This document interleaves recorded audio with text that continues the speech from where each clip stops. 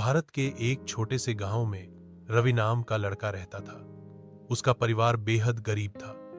पिता खेतों में मजदूरी करके मुश्किल से घर का खर्च चलाते और मां गांव के घरों में काम करके बच्चों का पेट पालने में मदद करती।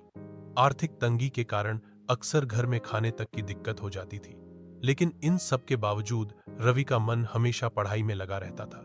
वह बचपन से ही समझदार और तेज दिमाग का था।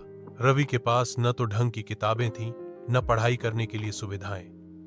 बिजली अक्सर जाती रहती, इसलिए वह रात को मिट्टी के दिए और लालटेन की रोशनी में पढ़ता। गांव के बहुत से लोग उससे कहते कि इतनी मेहनत करने से क्या होगा, तुम्हारे जैसे गरीब लड़के बड़े अफसर नहीं बन सकते।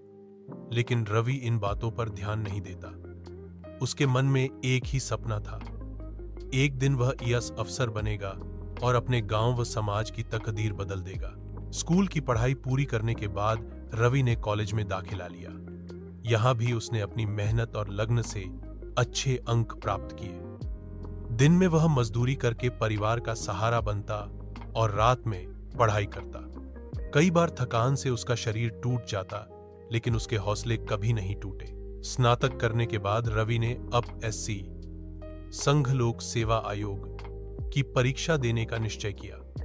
उसे पता था कि यह भारत की सबसे कठिन परीक्षाओं में से एक है, लेकिन उसके आत्मविश्वास ने उसे हिम्मत दी। तैयारी के लिए उसने बड़े शहर का रुख किया। वहां रहना उसके लिए आसान नहीं था। किराए का कमरा, कम साधन और सीमित पैसे, लेकिन रवि ने कभी हार नहीं मानी। वह सुबह से देर रात तक लगातार पढ़ाई करता। पहली बार जब उसने परीक्षा दी तो वह असफल हो गया। यह उसके लिए बहुत बड़ा झटका था, लेकिन उसने हार मानने के बजाय असफल